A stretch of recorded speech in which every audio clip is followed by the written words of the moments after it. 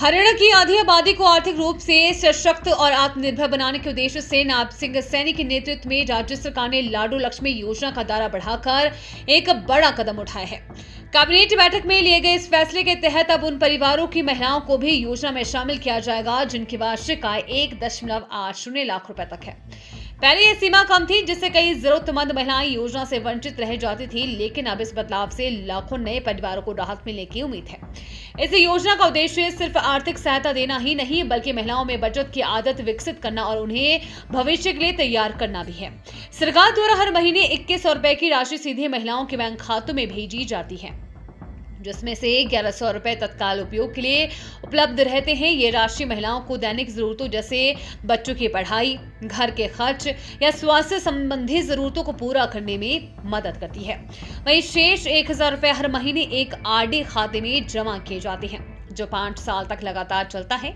इस व्यवस्था का सबसे बड़ा लाभ यह है कि 5 साल बाद महिलाओं को एक मुश्त अच्छी खासी रकम मिलती है, जिससे वे अपने बच्चों की उच्च शिक्षा, शादी या किसी छोटे व्यवसाय की शुरुआत में निवेश कर सकती है। इस तरह ये योजना अल्पकालिक और दीर्घकालिक दोनों प्रकार की आर्थिक सुरक्षा प्रदान करती है।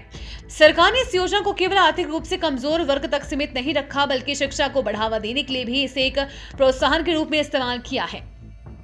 नए नियमों के अनुसार जिन परिवारों के बच्चों ने 10वीं और 12वीं की बोर्ड परीक्षा में 80% से अधिक अंक हासिल किए हैं, उनकी माताओं को भी इस योजना का लाभ मिलेगा, बशर्ते उनकी वार्षिक आय निर्धारित सीमा के भीतर हो। ऐसे अभिभावकों में बच्चों की पढ़ाई के प्रति जागरूकता बढ़ेगी और शिक्षा को लेकर सकारात्मक प्रतिस्पर्धा का माहौल बनेगा।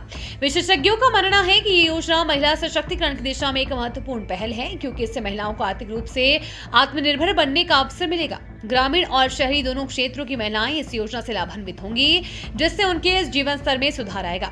सरकार का यह भी प्रयास है कि योजना का लाभ पारदर्शी तरीके से सीधे लाभार्थियों तक पहुंचे। इसके लिए डिजिटल बैंकिंग और आधार आधारित सत्यापन का सहारा लिया जा रहा है।